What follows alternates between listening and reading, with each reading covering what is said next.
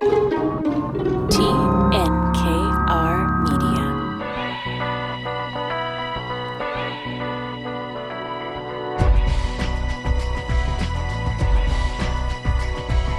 Welcome to Inspiring Entrepreneurs, our 15th season, showcasing stories from outstanding business people, presented by BDO Canada. My name is Dan Delmar, along with Mike Newton of BDO. Hello, Mike. Hey, Dan. How are you? Excellent. How are you? Very good, thanks.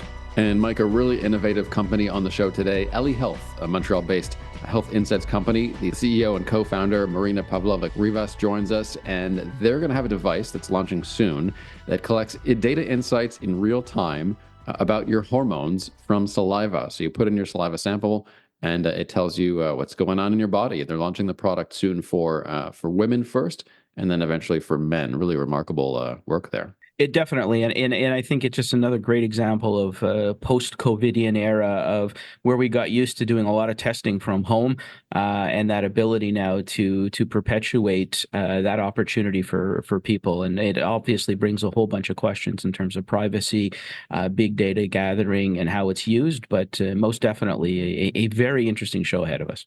Yeah, that's the real-time aspect that I find so fascinating, and we'll go into a bit of futurism and talk about, what does that mean over the long term? Is the device going to give you really specific instructions about how to improve your health in real time? It's really quite an interesting product. So Marina will be along shortly. And later in the show, I'm going to be your specialist for today, and we're going to talk about some new language rules, especially regarding online content, social media, blogs, and signs in the retail landscape as well. There are changes as of this year, and some people are getting notices, even for social media, Mike, that people weren't really expecting, but we're there now. So we'll take a non-judgmental and informative approach to the new language laws in Quebec. Yeah, my concern once again relies on the weight that is placed on Quebec entrepreneurs to do business. I was always taught early on in my career, make it easy for clients or customers to do business with you. I just find being an entrepreneur in this province is a challenge at best, and it's not the language laws. It's not one. It's a culmination of so many things. I had a discussion with somebody the other day. We were looking at doing a potential deal, and each one of 5 items in and of themselves were not material. But when I put all of those 5 items together, they became material. And I think this becomes our ongoing problem of doing business is we're just weighted down between compliance and everything else that is. It's strangling just an awful lot of business in this province. I mean, not just this province, but we're talking about Quebec. So we'll stick to this province today. So as I do on this show, it's my happy space. I take off my political commentator hat and put on the compliance hat, which I think is the framing for this discussion. So that's coming up later in the hour. Also, I want to talk about productivity, Mike. I know I can wind you up for a while on this, but there have been some headlines in the news in recent days that are frankly scary. Financial Post, Bank of Canada says the country faces a productivity, quote, emergency. Globe and Mail, Canada's productivity problems run deep. And ripples far. National Post, Canada was once productive and competitive, but not today. I could go on. When the Bank of Canada is really urging us to get serious about productivity, that does seem a little scary. What can we entrepreneurs do to respond to these calls? Well, it's a different type of productivity. If I take productivity in the manufacturing sector, the fact that this is a crisis today on the news is even scarier than the concept itself. And the fact that productivity in North America and the manufacturing sector has been a problem for a very long time. So, if I'm looking at it from a manufacturing component, how do we bring manufacturing back? How do we use technology, which Canada and particularly Quebec is so strong in it? How do we use that to our advantage? In an environment that continuously needs to evolve, where we know labor costs are always going to be expensive. And I'm not looking to try and replace labor, but how do we use people more efficiency? If I look at productivity in other senses, in the how we call it the sectors that have emerged in the last 30 years, or 40 years, which really some people like to call the paper pusher environment. Productivity is a big problem right now, and productivity is, we see these discussions from Elon Musk or Branson in terms of, well, we're going to go to 3 days. Are we going to go to 4 days? What is that going to mean? Are we going to be more productive if we work 3 10-hour days as opposed to working, 5 days at 30 hours? So there's so many elements in productivity here to address. Yet, yes, like you said, wind me up and I will get going.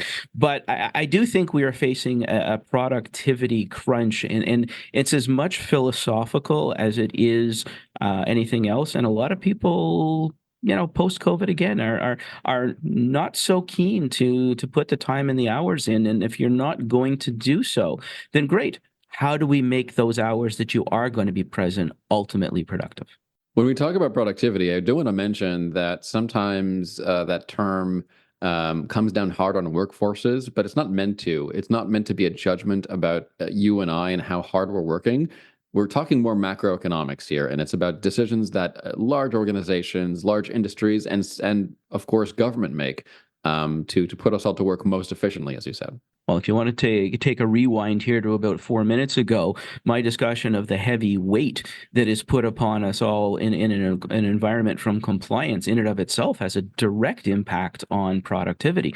In many cases, we're more concerned about making sure that the T's have been crossed and the I's dotted, as opposed to ensuring that the quality of the work that's coming out is in fact in place. And I mean, anybody who's lived in the professional services environment and has seen, a correspondence coming from a lawyer, an accountant, or a doctor. I mean, there's so much paperwork and so much compliance associated with all of that. You wonder how some of the work ends up getting done. And this is going to continue to be a problem. We are smothered in compliance. And I do believe that there is a direct correlation between productivity and the layers of compliance, and whether that is filing forms to the government, whether that is, securing and protecting our own butts at the end of the day. I mean, the reality is there is a direct correlation with increased compliance and decreased productivity. Elsewhere, as we often do, let's take a look at the clash of the generations in the workforce, although we don't like to, make too much of a big deal of it. But headlines like this, I think, are interesting. This from Fortune: 1 in 5 Gen Zers haven't had a single conversation with someone over 50 in their workplace in the last year, according to research from LinkedIn. So take it for what it's worth. Obviously, it's a bit of a certain sliver of the workforce with heavy LinkedIn users there. But certainly there's some disconnect in the workplace between generations, Mike. Most definitely. And I mean, I guess depending on what lens you read the article through, you can see this as being a critique of the Gen Zers. I can also see this as a critique of the older generation. So whether that is the baby boomers or the Gen Xers in terms of communication. But, the headline is: young workers today aren't afraid to broadcast their salary or tell their boss what they think of them. Yet picking up the courage to talk to the senior coworkers is a whole other matter. And, we see this on a daily basis. We have a generation who is very vocal, who has this sense, and I'm not going to use the term entitlement, but this desire to understand why they're doing everything and what's going on. So they're vocal when they're not happy with something. They're vocal on the place that they take within the business. They're vocal on what the business should be doing on an international or an environmental scale. Yet when it comes down to talking to baby boomers and Gen Xers at work on experience and gaining insight, they're almost afraid. Is that an intimidation factor? Is that a non-safe space discussion? There's a whole bunch of factors here to me that are huge. And I can go back to, I dare say, 35 years ago when I started in the profession, and I looked at this and I said, you know what? Some of the greatest insight I got was talking to professionals that were older than me on everything that they've encountered, good, bad, and the ugly. And I created a professional based on the experiences, not only that I had externally, but within the office environment, in order to determine what kind of professional I thought was important. You take the good and the bad and the ugly from everybody and you meld yourself. Well, somewhere between remote work, COVID, and the world that we're living in now, those experiences are either not being sought or not being provided. And a combination of those two statements, I think, is a major problem on a long-term basis. And that means that we can't expect, I don't care how good the internet is, I don't care how good AI is, there is some relevance to experience that plays a large role in somebody else's education. And the responsibility of people like me with 35 years of experience is to give some of that back in order to understand, but there also has to be a warm and welcome environment to listen to that. There's some give and take, right? So especially for older employees, I would say go on Slack a little bit, DM some of your colleagues, meet them at their level. So there's a lot of compromises that need to be made both ways, I think. But isn't it challenging, Mike? I mean, it seems challenging to adapt to hybrid culture, remote work culture that came on pretty quickly. Oh yeah, I mean we were slapped in the face with an environment that went against everything that most people were taught of certain generations in terms of managing and communicating with staff. I mean, we went from I want to see your butt in a chair in order to know what you're doing and that I can tell you what to do, or that you need to come to me while we're in the office and meet at the water cooler, or walk into my office and have an off-the-cuff conversation, as opposed to a pre-planned Teams call from a remote environment. And many of the older managers have not yet learned how to address that. My favorite is let's make sure we have check-in calls. Well, a check-in call that is overly forced is no better than in some days than no communication at all. That lacks sincerity. It lacks the spontaneity, and this we haven't mastered yet. And as much as I'm old culture and I'd love to see everybody here in order to exchange ideas, I have to learn as to how to address the on-screen sincerity that is very, very easy to understand face to face, but not so easy to understand on screen. Digital town halls, webinars, interactive seminars. People kind of, like having fun on Zoom once in a while. I would just throw that out there. Invite a guest speaker who might be able to share some insight about your industry or about new technologies. Just create events that could be a mix of virtual work and fun. Yeah, unfortunately, I think the screen allows for a lot of us to pontificate while somebody's multitasking on the other side that we can't necessarily even see, where at least if they're face to face, you can kind of call them out on it. Not so simple to do when you're pontificating on screen and looking at yourself talk at the same time. Fair enough. Let's get right to our guest. Her name is Marina Pavlovic Rivas, co-founder and CEO of Eli Health. Marina, welcome to Inspiring Entrepreneurs. Thank you for having me. So really interesting business, personalized medicine, taken to the next level. Tell me more about Eli Health. So at Eli, we're developing a product that measures hormone levels in saliva. So how the product works is that you have tests at home. You put the test on your tongue for 30 seconds. Then you scan that test with your phone and receive your results directly in your mobile app. And those results provide you not only the hormonal levels, but also what it means for you in relation to different health goals that you can have. And this includes fertility, perimenopause, and general health. The science has been around for a while, certainly from a saliva testing perspective. I don't know, maybe 3-4 decades. It's only become popular in the last little while as a non-invasive approach to testing. What has changed from a technology perspective that makes it so much user-friendly and so many scientific benefits? So there's a couple of things that evolved over the last few years. So the technologies to measure hormone levels in saliva or other biomarkers in saliva have been around for a long time. And I would say over the last 5 to up to 10 years, there's a new model of hormone testing and biomarker testing that has emerged, especially in the US, where you ship your sample, saliva sample, to a lab, and then they analyze those results directly with the lab methods that are available. So this is something that is more and more common on the market. But what we're bringing with our company is the ability to do similar tests, but directly at home. And this is really the piece that was missing from a technological standpoint, the ability to do the test in real time and at a low cost.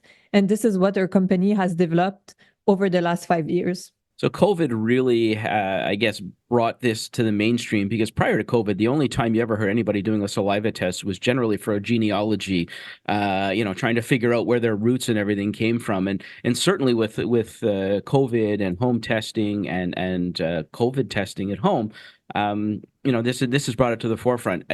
Were you already doing this prior to COVID? Were you working on this technology, or did COVID become the impetus for this?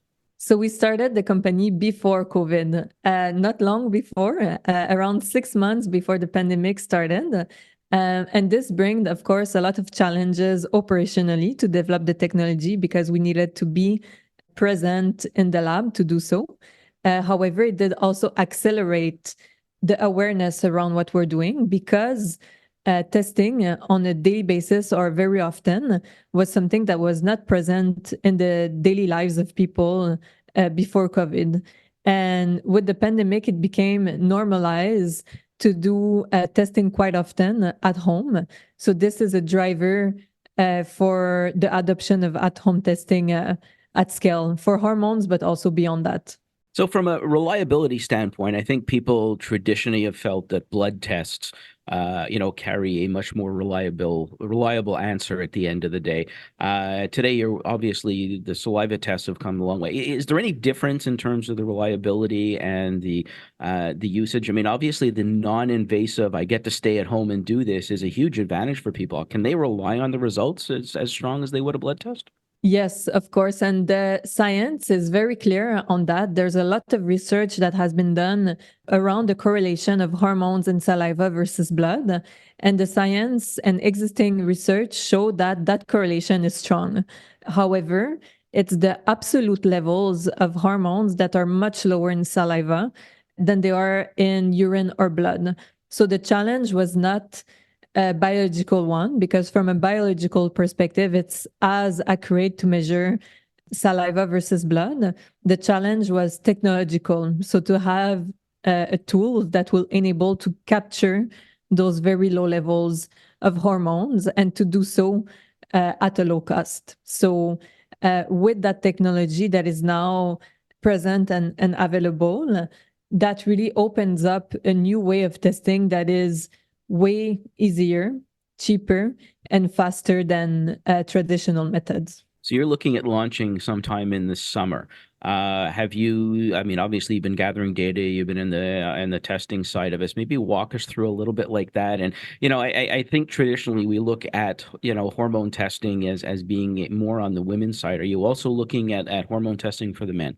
Yes, for sure. So our initial focus is around women's health, and there's different reasons for that. One of them being that women's health has been underfunded and overlooked for quite some time. And a big reason behind that is that accessing hormone levels that are driving many conditions, symptoms, and transitions that women experience has been a difficulty. So with that tool that is now available, we're able to solve many of the unmet needs that women have been experiencing. That said, beyond that initial focus, hormones, of course, affect men as much as they affect women, just in a very different way.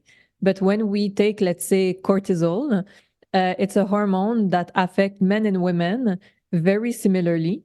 Cortisol rises in the morning and then goes down at night, and that circadian rhythm drive how we feel across the day. It drives our sleep, it drives our energy, and any disruption on that cycle that everyone experiences generates a lot of symptoms. So measuring cortisol, for example, is as relevant for men than it is for women. And for that reason, including men's health in our scope is something that we're very interested in for later this year. So, there's going to be a lot of data gathering at this. I'm assuming that the more data you gather, the bigger the database, the stronger the comparisons. I mean, are your numbers when an individual works on this and does their test, are they comparing against a baseline, or are they comparing against normal? Are they comparing against a database? What are they looking at? So there's different levels of comparison. In the app directly, you can see what is the population range. So you see it visually where your levels fall into that population range. However, with the trace of your own data and your own baseline, you're able to see not only how you compare in that overall population, but more importantly, how you compare with your own baseline. So that enables you to see, once you have set that initial baseline, how different lifestyle intervention or how different events affect this baseline that is specific to you.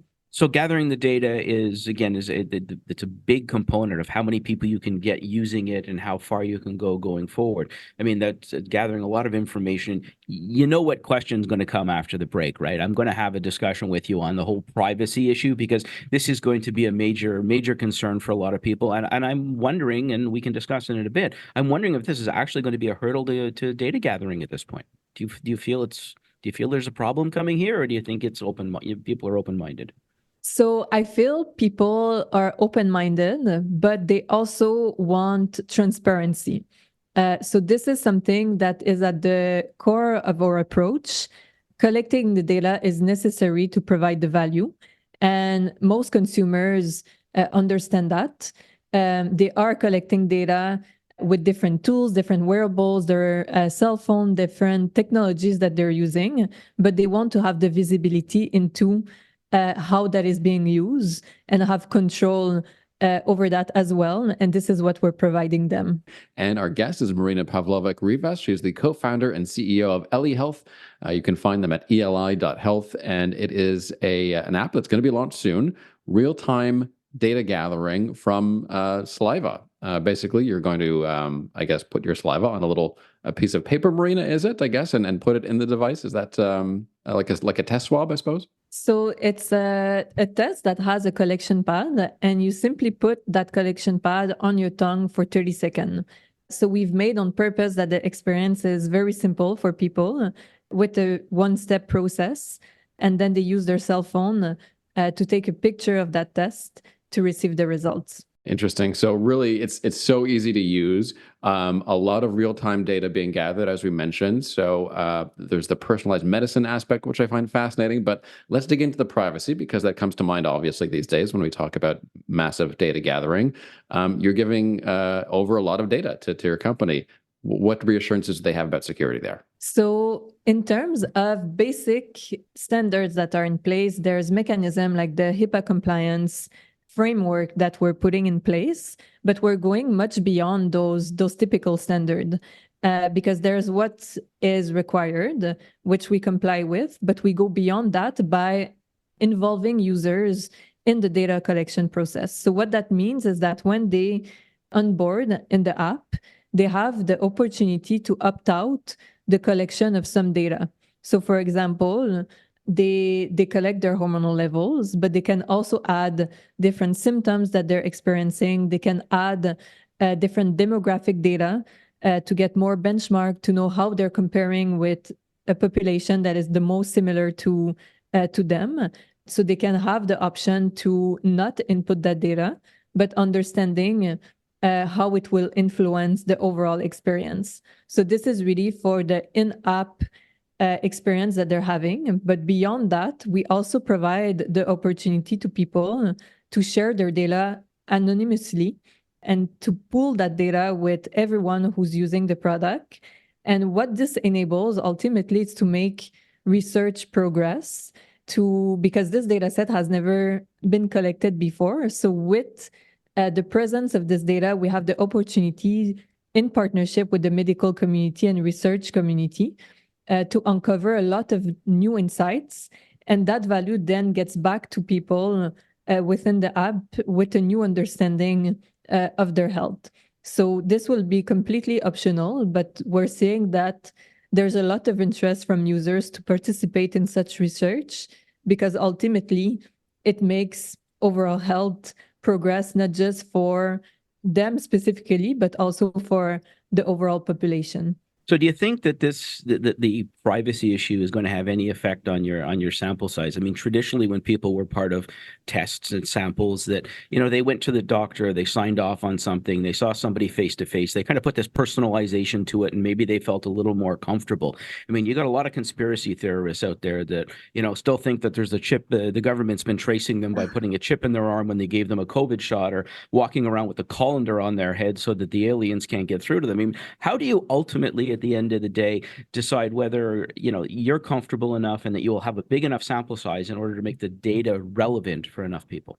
So what we're seeing with preliminary research is that there's around 80% of people that want to participate in such research. And with the size of the data set that we expect, having 80% of that pool participating in research is more than enough to be able to make that research progress. And what we're seeing too is that currently there's a lot of people that are using technologies as part of their day-to-day, whether it's with wearables, for example, that they're collecting continuously data around their heart rate, around different biomarkers, to then make decisions around their life. So this has become mainstream for them, which makes them also more comfortable to share that data because they're used to seeing how it benefits them directly. So basically, if I can't get my mother to go to the ATM machine, chances are she's not going to participate in the survey. I guess that's a safe thing to say. That's a safe assumption. So, Marina, you're building an app. Let's talk about sort of how much of it is proprietary and how much are you relying on existing tools? Because it's a long process. It's complicated. You're dealing with a massive amount of data. Tell me about the process, the back-end process there. Yeah, so when we started the company, we were very eager to not to reinvent the wheel. So we wanted to use as much as possible off-the-shelf component, whether it's for the test, for the data part of it, the AI part of it. But what we've seen very quickly is that those components did not exist. So for that reason, we decided to build our own internal infrastructure. So we're based in Montreal, and here we have our hardware lab or wet lab, which is the place where we develop the assay, and also the team working on the data side and machine learning side. So this was not a straightforward process. It was 5 years of R&D with those different streams. So the biological stream, the stream on the hardware, the stream on the software, the stream on the data, which is almost like 4 different companies progressing at the same time, and that eventually merged in that single product that works as an overall system. So that full process was over 5 years due to the different innovations and inventions that were required to get there. So let's you touched on it before. Let's take a little bit of a step back here into the discussion of male hormones. I fear that discussing male hormones on air is like discussing male emotions. So I'm not sure how this is going to go over, but clearly here there's a component. The female data gathering in the hormonal understanding is significantly ahead of males, and whether that is biological or sociological, I'm not sure. But the reality is there's an awful lot that can work for men on this, not just from a cortisol level, but even fertility discussions and a whole bunch of other things. Where what are you trying to, or what do you want to accomplish, I guess, with the gathering the men's data? So a bit earlier, I was mentioning that women's health has been under research and also not a lot of investment in the past few years and decades. But still, something we see in women's health is that the conversation is more and more present. So we're more and more speaking about how hormones influence health, more and more speaking around menopause. But when it comes to men's health, that topic, it's still relatively a taboo.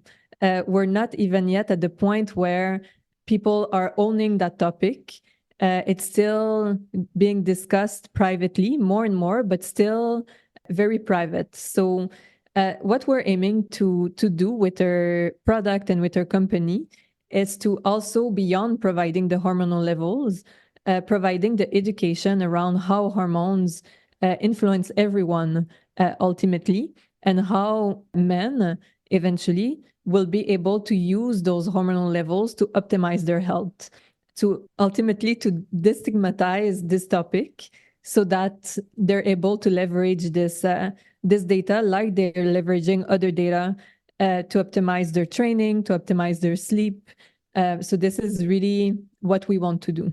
So a large part of this really is an awareness component to male and female data gathering. I find it fascinating that that we can do this from home, that we really don't have to displace ourselves in order to get the information that we need here. And the goals like this. Is there any competition out there? Are you seeing anybody that's doing something similar at this point? So what we're seeing on the market, especially in the US, is companies that offer the possibility to ship your sample to the lab and receive your results a few days later. So those are really our closest competitor, but we're coming on the market with a product that offers this data in real time, which opens up a whole new set of opportunities. Yeah, because I think if you go back to my earlier comment on the genealogy component to all of this, you did your swab test, you put it into an envelope, you sent it off. A lot of people had a lot of fear of, what would happen and the interception of the data going along here. You're basically eliminating all of that here. Exactly. And also eliminating a barrier that can come with the stigma around this data by going to a provider or going somewhere else. You're doing it from the comfort of your home and getting the results directly in your hand in a few minutes. So we hope that this will also reduce barriers in that regard. Dan, you're not getting off that easy. We're talking about our hormones later. We can do that. I'm comfortable if you are. Marina Pavlovic Rivas, if you have a couple more minutes, Marina, we'd love to ask you a couple more questions about futurism for our podcast audience, if that's okay. Yeah. Looking further ahead, Marina, like way, way, way ahead, it's clear that you want to be the least invasive possible in your approach to this process of gathering the data. Do you see a day where you won't need the swab test? Like maybe it'll be collected through the air, maybe there'll be a non-invasive scan, something like that. Looking far into the science fiction type of future, do you expect to get that data other ways? Yes, for sure. There's already a lot of very promising research on how to monitor different biomarkers. Glucose is very often the biomarker that is at the forefront of research for different reasons. One of them being that it's very common to have glucometers. And we're seeing already companies like Apple being developing technologies where eventually we will be able to measure glucose simply with a smartwatch. So that's one example of what is being done. But then the possibilities are endless. You could think of a way to collect data directly from your toothbrush, from a contact lens, and from many other means. There's already companies working in collecting data through menstrual pads because there's blood that is present on a monthly basis. So some of them are thinking, why not use it? So the possibilities are endless. What it will require, it's years of research, but that research is progressing and will open up opportunities that we probably have at this point today a difficult time to imagine, but they will get there probably faster than what we could imagine. Do you think that we're going to have to change our, not necessarily our privacy laws, but, the privacy understanding within the business community in order to continue to gain comfort and support from people using this, but also to ensure that, none of this goes awry? Yes. So I think there's 2 points to that. There's the regulation, but there's also the piece that goes beyond that, and that is the relationship between users and product. So those changes will be driven mostly by users, I believe, and with what they're willing to accept or not accept. So I think what will change and what we're seeing more and more is users asking for more information around how this data is being used, can they opt out or not? And the more users will be setting limits around what they are comfortable to share or not, the more this will enable not only regulations to adapt, but also businesses to see beyond regulation and to see data and how it's being collected as a key part of the overall user experience. And that's already a trend that is happening more and more on the market. Do you see a point where we have too much data? Do you see a point where, we've gathered so many different things that, sorting and charting it and keeping track of it is I don't want to say redundant, but, kind of too much? So as a data scientist, I have a hard time imagining too much data. However, it's being thoughtful around the data that is being collected. Collecting data just to collect it and thinking afterwards, what could we do with it, is never the right approach. I think with thoughtful collection, by thinking what is the outcomes that we're trying to achieve, what are the health goals that we want to enable people to reach, and what is the information necessary to get there, with an approach like this one that starts from the goal and the health outcome that we want to reach, and then work backwards from which data needs to be collected to get there. This approach will lead to data that is basically not too much, but the right one. And healthcare is going more and more in that direction of proactive health. And to be proactive and even predictive, data is a necessary piece of that. So I think we'll see more and more data being collected at home, in healthcare systems, but in a way that enables decisions to be made faster, more proactively, and eventually to prevent conditions even before they happen.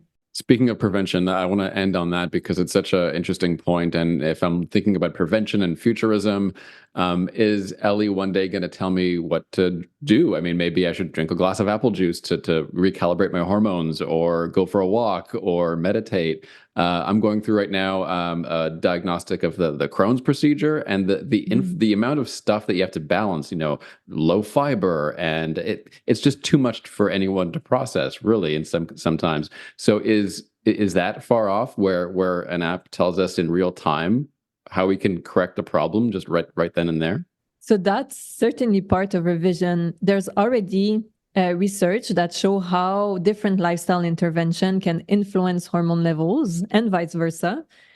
So this is part of our current scope to integrate that in the product. However, what I see that will be the future in a couple of years is integration between different systems. Because right now, for example, there's continuous glucose monitoring that can inform people, even non-diabetics, around food decisions.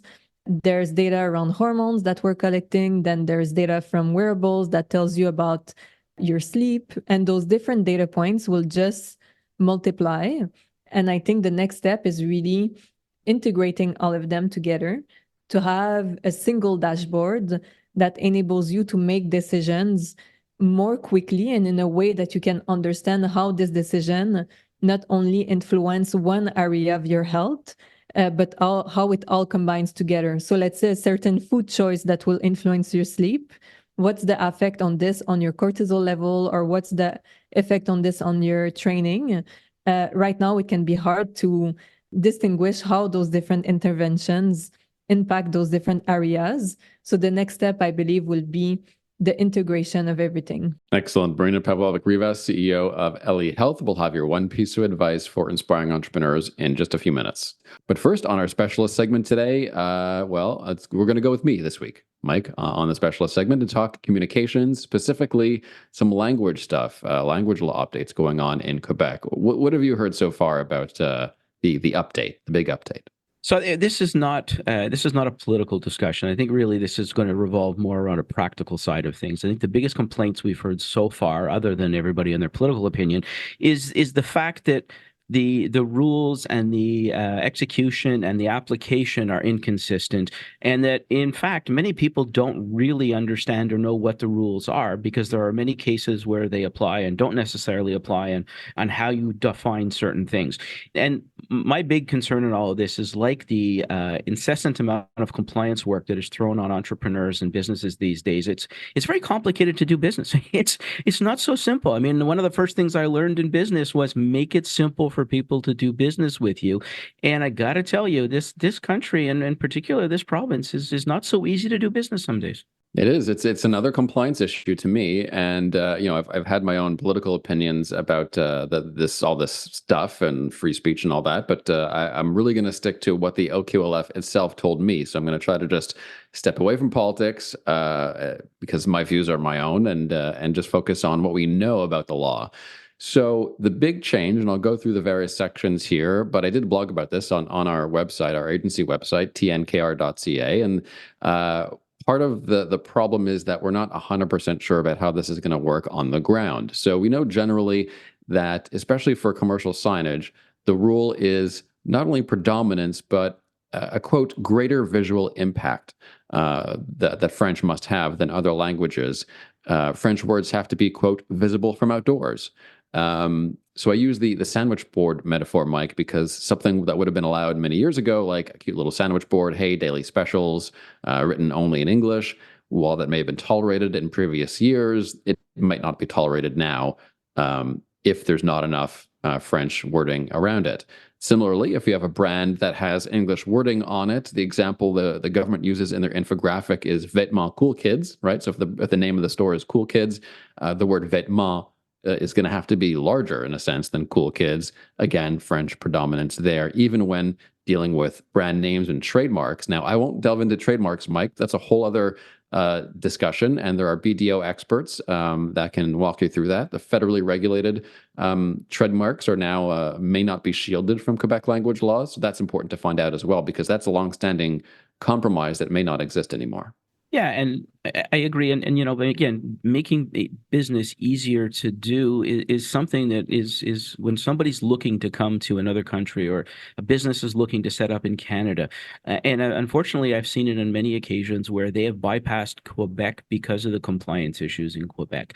And it's not a language issue. It's not. It's a compliance issue. And there's a discouraging component here that, again, this is I have my own opinions. I have an opinion on just about everything. So I have an opinion on this subject too, but this isn't the place for it. I mean, the discussion really is how are we going to drive forward an economy in a province that already feels a little hampered and has been ravaged by the better part of 50 years of losing head offices. Now, if I'm a company coming to Canada and I don't understand the rules somewhere, I'm not going to that jurisdiction. Whether I agree with them or not is irrelevant. It's whether I understand them.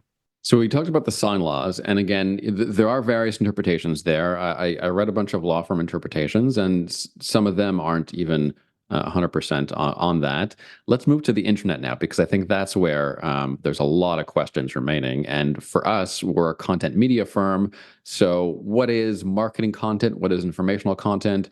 That's an issue as well. So as I mentioned, I called up the OQLF for the blog and I asked them, just what's the deal with blogs and social media? So for blogs, they said, quote, there's no obligation. The charter does not cover blogs, charter of the French language. All that is commercial only, they say, so requires translation. So they said blogs, client comments, for instance, testimonials, that they wouldn't get into. For social media, your average social media post would probably not be under the jurisdiction of the language authority. However, again, coming back to their message of commercial messages, that would be covered. So a social media post advertising a sale or a product for any occasion, that might be covered. A job posting. I had a client who had a possible violation because they had posted a job only in English. That would be something that might be covered under social media. Little things like that, again, that are a bit new. We didn't see that form of social media regulation, Mike, in previous years. No, and nuance is huge here, right? I mean, ultimately, at the end of the day, it's you made the point earlier about the consulting a number of lawyers. I've spoken to a number of lawyers and read a number of legal opinions on the subject, and I got to tell you, they don't all say the same thing. They don't all interpret the law the exact same way. So, how is it for the ordinary individual to be able to interpret a law when the experts can't always interpret it as well? And, it continues to create gray. I mean, we all know that the stock market or any market will thrive in good or bad, right? They know what's ahead of them. If you're in gray, the market always takes a big hit, and I think we're going to have the same problem here from an economic standpoint. When we sit in gray, people are going to be very concerned about how they're going to react. So, Dan, what about tech and manufacturing? Okay, so manufacturing, again, it is a little complicated, but similar to commercial signage, the descriptors and all of that, those may need to be translated, even if it's part of your brand. So the example they use is a brand called Best Soap, and it says pear and lavender scent underneath. Well, pear and lavender might have to be translated. So stuff like that, that's new. And again, in terms of tech, anything that is software, apps, even industry databases that aren't necessarily public portals but are used by your employees, those are also things that may have to be translated. So a lot of questions there. In terms of compliance and tech, I also want to insist that you do contact BDO or a legal professional to walk you through that, because it is complicated. And when in doubt, again, French predominance is the general guideline. And as we come to the end of our show, let's turn to our entrepreneur, Marina Pavlovic Rivas of Eli Health, and ask her for her one piece of advice for inspiring entrepreneurs. What do you think, Marina? So I would say, so very recently, I was with a group of students, many of them who were interested in starting the businesses, but thinking that they didn't have enough experiences. So a lot of them were just graduating. Some of them graduated not a long time ago. But most of them thought that they needed to be on the professional market for a few years before starting something. And my advice to them is that we never know enough. Whether we wait 1 year or 10 years, starting a business will mean that there's a lot of areas that will be new. So my suggestion is always, if you have the determination to start something, that you believe in it and you're ready to be committed for the many years that this will require, to go ahead and to fill different gaps that you're experiencing by having the right team around you. Excellent. Thank you very much. Marina Pavlovic Rivas of Eli Health. Eli.health is the website. Thank you for joining us on Inspiring Entrepreneurs. And a reminder, you can subscribe to the podcast Inspiring Entrepreneurs on iHeartRadio or your favorite platform. And there's extra material every week, including with our fascinating guest this week. Thank you, Mike, and see you next week.